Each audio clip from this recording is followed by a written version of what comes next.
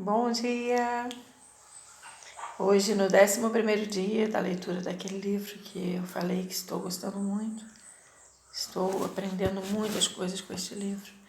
Ele fala como vamos reagir, negativa ou positivamente. Ele começa assim: gostaria de narrar aqui uma experiência pessoal que pode trazer alento àqueles que talvez se encontrem aflitos acerca da condição espiritual de um ente querido.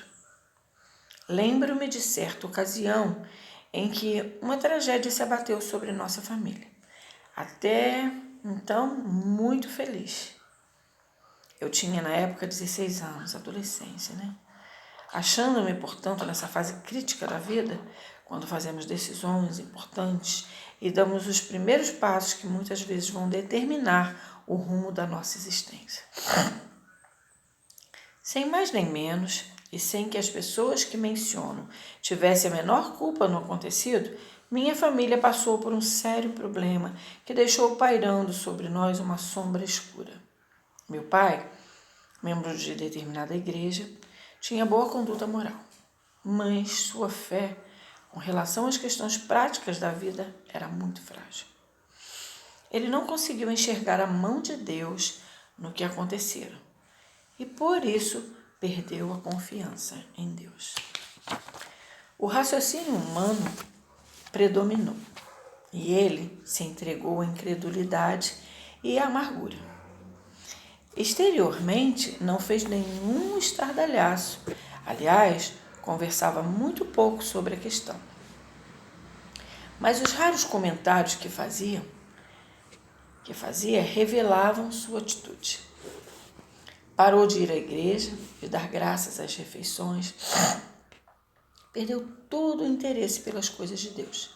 Sabia que não tinha culpa no que acontecia e por isso indagava: por que me sobreveio esse mal? Depois que vivemos um pouco mais, aprendemos que os problemas que nos sobrevêm nem sempre ocorrem por nossa culpa. Mas sempre que ocorrem, devemos enxergá-los à luz do propósito de Deus e fazer com que redundem em bênção para nós. Um problema pode acabar sendo um excelente mestre, pode instruir-nos e disciplinar-nos. Olha que maravilha! Na ocasião a que me refiro, eu era estudante de 2º grau. Um crente mundano, embora fosse membro da igreja, não gozava de uma comunhão vital com Deus. Conto isso não para dizer que eu tinha mais fé ou que era melhor que meu pai, não. Quero apenas demonstrar como um mesmo problema pode afetar dois corações de forma diferente. O mesmo problema pode afetar corações diferentes, né? Da seguinte forma. Aquela provação me fez buscar mais a Deus, mas meu pai guardou a amargura. Veja bem, um coração guardou a amargura. Durante 18 anos, embora para a família ele se mostrasse sempre bondoso e um bom pai, dava-nos o sustento e tinha interesse em nosso bem-estar. Mas eu sabia que naquele coração ferido, ele carregava uma mágoa constante. Nenhum ser humano poderia ajudá-lo e ele não permitia que Deus o socorresse. E assim suportava tudo em silêncio. É claro que nos 18 anos em que meu pai estava afastado de Deus, tentei ajudá-lo. Mas logo aprendi uma importante lição. Minha maneira de solucionar o problema era bem diferente da maneira de Deus. E com isso tive de aguentar as críticas dos amigos que preocupavam com ele. Mas eu sabia que não poderia interferir, quer os outros compreendessem ou não minha atitude passiva.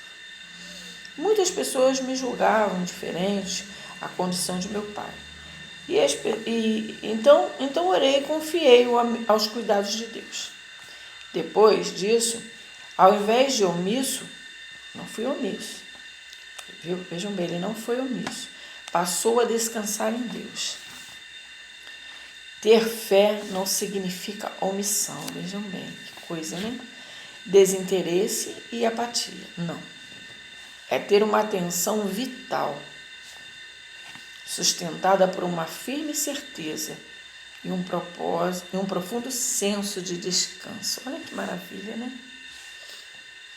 Eu sabia que na hora certa Deus iria resolver o problema da sua maneira. Passaram 18 anos. No mês de junho, fui gozar alguns dias em casa e percebi que papai estava com a saúde bem abalada. E não podia mais trabalhar. Não estava de cama, mas não conseguia caminhar como antes. Certo dia, sentei-me ao piano e me pus a cantar uns hinos. Eu sabia que mamãe havia saído para fazer umas compras e achei que papai tinha ido dar uma caminhada. Sentia-me necessitado de um revigoramento do espírito e comecei a louvar a Deus. Cantei um hino, Deus cuidará de ti. Depois de terminado, resolvi cantá-lo de novo e depois mais uma vez e senti a doce presença do Espírito Santo comigo. Tive sede e fui à cozinha beber um copo de água. Para minha surpresa, papai estava ali aos prantos. Eu não sabia que ele se encontrava em casa. Jamais esquecerei a expressão de tristeza que vi em seus olhos quando me abraçou. Deus deu-me um abraço muito apertado e encostou o rosto no meu peito. Meu pai estava quebrantado e em soluços disse: Fale com seu pai agora. Quero ouvir tudo. Hoje eu quero ouvir. Nem preciso dizer como Deus se achava presente ali. Foi um momento muito abençoado. Chegara a hora escolhida por Deus e ele se quebrantara sem que eu interferisse. Coisa, né? Precisou da interferência do filho. De forma poderosa, Deus conduziu meu pai a um novo relacionamento consigo. Ele se quebrantou e abriu o coração para Deus como se fosse uma flor esmagada. Uma flor que não dera sua beleza e fragrância para o mundo, mas que agora tinha necessidade da luz e do calor do sol. E naquele instante os recebia. Parecia que sua alma sedenta embebia-se de Deus. Alguns dias depois, sofreu um derrame e ficou acamado. Mas durou pouco tempo. Parecia que o outro lado chamava e ele dizia repetidamente: me soltem, quero ir embora. Na véspera do dia em que morreu, conversou conosco sobre as coisas de Deus, citou versículos que eu nem sabia que ele guardava na mente e no coração.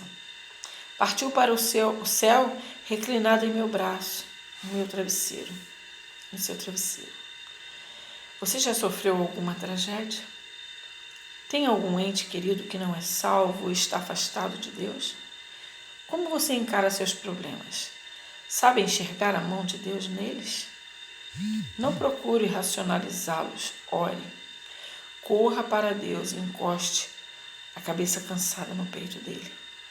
Encoste bem, apoie-se nele. Aqueles 18 anos tinham sido longos, mas cheios da presença de Deus. Nossos fracos cuidados humanos não ajudam em nada. Coloque esse seu ente querido desviado nas mãos de Deus e deixe que ele opere a solução do problema.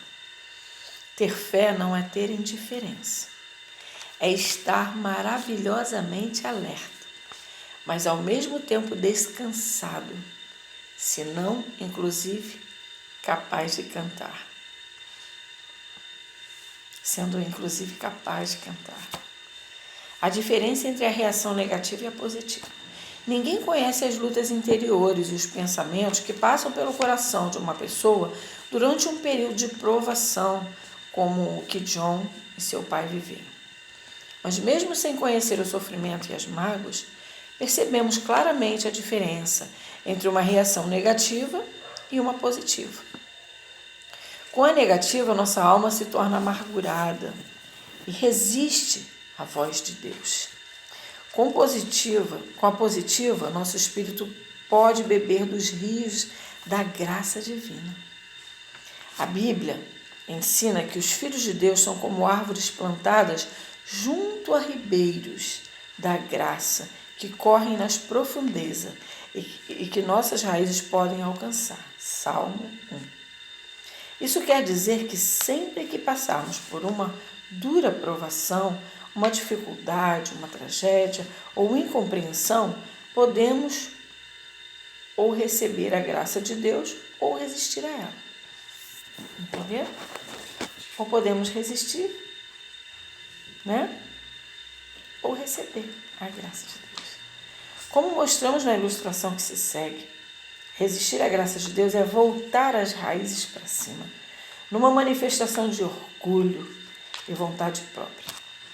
Recebê-la é humilhar-nos sob a poderosa mão de Deus, permitindo que nossas raízes se aprofundem para beber dos rios da sua graça. Mais cedo ou mais tarde, na vida todos encontramos situações em que podemos receber sua graça ou resistir. Lembremos que não se trata de saber se as tempestades da vida virão, mas quando virão. Ninguém está isento de sofrimento, sejam as pessoas do mundo ou as que pertencem à família de Deus. Entretanto, de uma coisa nós sabemos: a graça de Deus se acha à disposição de todos. Mas o que é a graça da qual podemos beber à vontade? O que é essa graça? A graça é a força e o desejo que Deus nos concede para que possamos ter, diante de cada situação da vida, uma reação positiva, de acordo com a vontade dele. Ninguém pode dizer que esse rio da graça não se acha à disposição de todos os filhos de Deus. Nisso, Deus não faz acepção de pessoas. Seu convite é aberto a todos. Todos podem chegar-se às águas e beber delas à vontade. Diz lá em Isaías 55:1. Procure ler aí, está com sua Bíblia do lado. E todas as situações bíblicas que falarmos aqui, vá lá e leia. Quando a tragédia se abateu sobre a família Follett, essa que nós lemos, vimos qual foi a reação do pai de John. O orgulho, a vontade própria e a resistência ao ensino de Deus fizeram com que suas raízes se voltassem para cima. E por causa dessa reação, ele sofreu desnecessariamente durante muitos anos. 18 anos, né? Mas vimos também que John teve uma reação positiva e suas raízes se aprofundaram para receber do rio da graça de Deus. É alarmante a quantidade de filhos de Deus que vive na ilusão de que se acha imune às adversidades e sofrimentos que sobrevêm a todos os seres humanos. Nós podemos ver essa pandemia aí, né? Estamos vivendo. Sobreveio sobre todos, sobre os crentes, né? Os filhos de Deus e aqueles que não são, aqueles que são mundanos, né? Os ricos, os pobres, pretos, brancos, magros, gordos, veio sobre todos, né? Então ele está dizendo assim: é alarmante a quantidade de filhos de Deus que vivem na ilusão de que se acha imune às adversidades e sofrimentos que sobrevêm a todos os seres humanos. Lendo a Bíblia, enxergamos com clareza que viver de acordo com a vontade de Deus não implica obrigatoriamente em ter tranquilidade e confortos exteriores. Nenhuma das pessoas destacadas na palavra de Deus viveu livre de tormentas da vida. Será que devemos achar que somos mais afortunados do que os primeiros apóstolos que foram chicoteados e lançados na prisão por causa da sua fé? E ainda se alegraram de serem considerados dignos de sofrer pelo nome de Cristo? Será que achamos que não podemos passar por essas coisas? É fácil ficar ressentido. Vejamos o caso de João Batista na prisão. Ele ouviu falar das poderosas obras que Jesus estava realizando e mandou 2 de seus discípulos fazer-lhes algumas perguntas. É muito compreensível que João estivesse meio confuso. Ali estava ele sofrendo numa cadeia, aparentemente esquecido por Jesus, aparentemente, e vendo a maioria de seus discípulos aderir a Cristo. Sua expectativa de que Jesus fosse de fato o aguardado Messias de Israel encontrava-se abalada. Não é de admirar que ele a indagasse. És tu aquele que estava para vir, ou havemos de esperar outro? E pode parecer que se havia alguém que tinha todo o direito de ficar ressentido ou desiludido, essa pessoa seria João Batista. Entretanto, prestemos atenção numa coisa. João talvez tivesse razão para isso, isto é, vendo os fatos pelo seu ponto de vista. Mas não tinha nenhum direito. Por quê? Porque, como todos nós, ele precisava simplesmente aprofundar suas raízes e beber do rio da graça de Deus. Ao invés de ter uma reação negativa para com as circunstâncias em que se encontrava, ele devia ter acolhido a graça de Deus que se achava à sua disposição. Mas talvez o que devamos notar, principalmente nesse episódio, é que, respondendo à agonia interior de João, Jesus disse apenas as palavras, em Mateus 11:6. É bem-aventurado, e bem-aventurado é aquele que não achar em mim motivo de tropeço. Algum tempo depois, Jesus passou a instrução a seus discípulos. Parece, em dado momento, ter dito o mesmo de novo. Se alguém estiver propenso a ressentir-se, mais cedo ou mais tarde ficará ressentido. O que foi semeado em solo rochoso, esse é o que ouve a palavra e a recebe logo, com alegria, mas não tem raiz em si mesmo, sendo antes de pouca duração. Em lhe chegando a angústia ou a perseguição por causa da palavra, logo se escandaliza. Mateus 13, 20 e 21. Vamos ver aqui, eu não mostrei para vocês a árvore, né? Mostrando a reação negativa e a árvore mostrando a reação positiva, né? Coração. A árvore aqui é o coração. Vejam bem. Olha só. Quando ela age com a razão, né? Não aceita a correção do pai, olha o que acontece. As raízes dela se voltam para cima e ela deixa de absorver, beber da água do rio de Deus. Olha aqui. E olha aquela que ouve a palavra, né? Hebreus 12, 11. Olha aqui, ó. Ela está recebendo, olha, ela está bebendo dos rios de Deus, né? Da graça de Deus. E essa daqui, ó. Ela está resistindo, olha. Ela não está bebendo dos rios da graça de Deus. Hebreus 12, 15, Isaías 55, 1. Depois leia. Tá bom? Medite. Dá para vocês verem?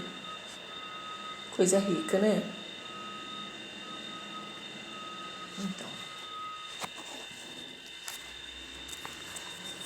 Então é isso. Aquele que reage positivamente é aquele que reage negativamente, né? Um pouco mais tarde, em Nazaré, sua própria cidade encontrou muita inveja e argumentações tolas. De onde lhe vem esta sabedoria e poderes miraculosos? Não é este o filho do carpinteiro? Olha as perguntas. Não se chama sua mãe Maria e seus irmãos Tiago, José, Simão e Judas? Não vivem entre nós todas as suas irmãs? De onde lhe vem, pois, tudo isto? Os milagres que ele fazia, né? E escandalizavam-se nele. Mateus 13, 54 e 57. Leia depois. É verdade. Através dos séculos e até os nossos dias, os homens têm se revoltado contra Deus por não compreenderem ou não aceitarem seu modo de agir. E, no entanto, ele está desejoso de revelar a si mesmo, em seu modo de ser, aqueles que tiverem de coração aberto, com o espírito contrito e quebrantado. Alguns dos que se escandalizam têm uma reação negativa. E suas raízes, resistindo, como eu mostrei lá, à graça de Deus, viram-se para cima. Outros têm uma reação positiva para com Deus nos momentos de crise e permitem que suas raízes se aprofundem em direção ao rio da graça. Temos de ser muito cuidadosos com nossas raízes. Oh, glória a Deus! Temos que ter cuidado com as nossas raízes, né? Qual a sua reação predominante? Embora sejamos obrigados a reconhecer que o homem, em sua condição de ser decaído, é muito propenso a ficar ressentido e ter uma reação negativa diante dos reveses da vida, é muito importante que os filhos de Deus aprendam a ter reações positivas e a assumir a atitude correta. Vejamos os seguintes contrastes. O mundo vê uma adversidade e chama de tragédia. Olha aí o que a gente está passando. Covid-19. O crente vê a mesma adversidade e espera que Deus triunfe. O homem do mundo está na luta, pois se considera sempre uma vítima. Está em luta interna, sempre se considerando uma vítima. O crente, arraigado em Deus, sabe que é sempre vitorioso. Todo homem, face aos problemas da vida, torna-se cínico. Mas o crente que tem consciência de sua posição em Deus é confiante. Mais cedo ou mais tarde, os reveses da vida levam o homem a escandalizar-se. Mas o que está firmado em Deus sabe tornar-se vencedor. Glória a Deus. Vejam a diferença? Essa é a diferença entre um e outro. Qual a sua predisposição dominante? Todos percebemos que mais dia, menos dia, o negativismo da queda se manifesta em nós, a menos que aprendamos a alimentar-nos de Deus.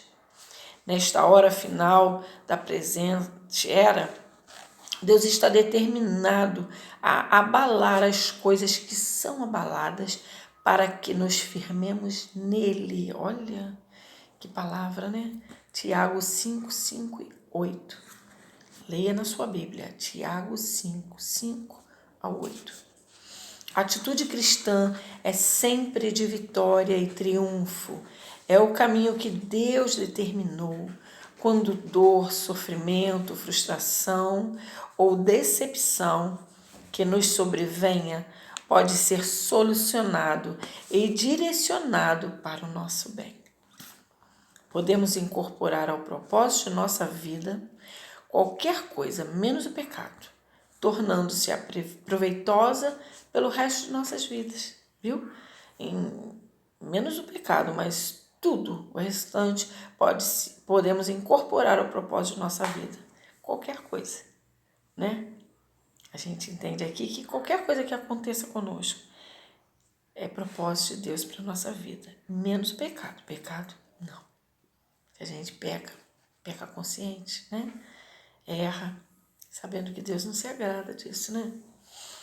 Existem na palavra de Deus muitos exemplos de pessoas que, diante de problemas e sofrimentos, buscaram a Deus e tiveram provas de fidelidade dele. Vejamos alguns exemplos como inspiração para nós. Gênesis 45, 1, o problema e a petição feita. Jó 1, 13, 22, 42 e 1, 2 e 10. Jó 1, 13, 22, 42 de 1, 2 e 10. A petição feita. 1 Samuel 30, 1, 8. O problema e a petição feita. Atos 16, 19 e 32. O problema e a petição feita. Leia com calma e depois analise. É interessante observar que o método judaico-cristão é singularmente diferente dos das demais religiões. O caminho apontado pelo hinduísmo e budismo, por exemplo, tenta dar explicações para a vida, mas tudo continua como antes. O nosso caminho dá poucas explicações, mas muda tudo, pois a solução que propõe não é verbal, é vital. Oh, maravilha! Glória a Deus! Vimos observando que a vida humana é caracterizada mais por reações do que por ações. Recebemos a vida sem que tivéssemos feito nada para isso. Nada. Vez por outra, encontramos-nos em situações que não criamos nem pedimos. É aí, então, que nossa reação negativa ou positiva será determinante. São coisas que acontecem que a gente não espera, né? A gente não cria aquilo, né? Não pedimos aquilo, mas é nessa hora que a nossa reação positiva ou negativa será determinante, será muito importante. Podemos ter uma reação negativa de autopiedade e sentimento de frustração por algo que está nos acontecendo, né? mas podemos também reagir positivamente com confiança e coragem, permitindo que aquele problema sirva para aperfeiçoar-nos. A adversidade pode ter uma origem negativa, mas quando nos atinge, pode transformar-se em bem. Glória a Deus. Gente, eu estou maravilhada com essa leitura. Exemplos de pessoas que recorreram à graça de Deus. Certa mulher muito culta entregou a vida a Deus e logo depois lhe sobrevieram problemas. Seu marido começou a ter casos e a filha, uma jovem muito inteligente, teve de ser internada num hospital psiquiátrico. Como sua reação para com Deus foi positiva, ela conseguiu restaurar a ambos. A filha, depois de curada pelo amor e a fé de sua mãe, disse: Mãe, parece que está tudo desabando sobre a senhora. Quando o problema é resolvido, logo vem outro. E a senhora se limita a ficar aí sentada sorrindo.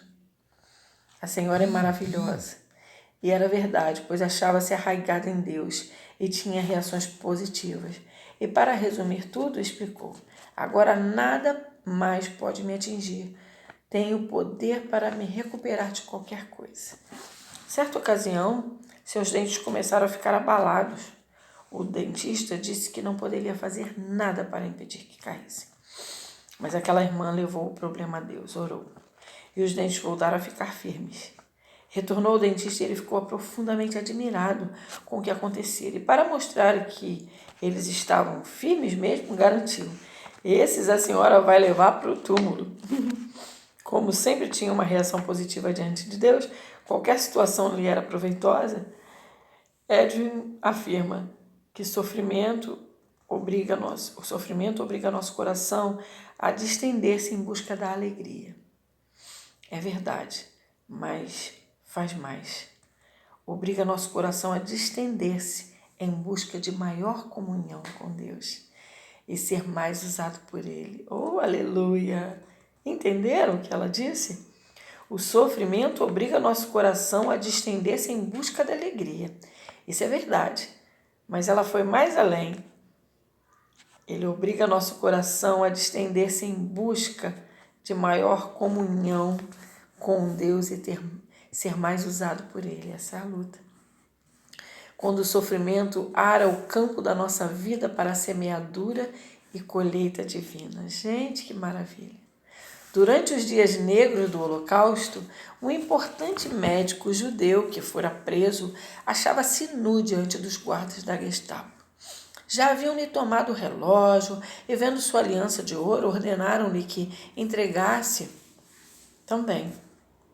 No momento em que o retirava do dedo para dá-lo ao oficial, sua aliança, ocorreu-lhe um pensamento, e ele disse àqueles homens: existe uma coisa que vocês nunca poderão tirar de mim, minha liberdade de decidir como vou reagir a tudo que me fizerem.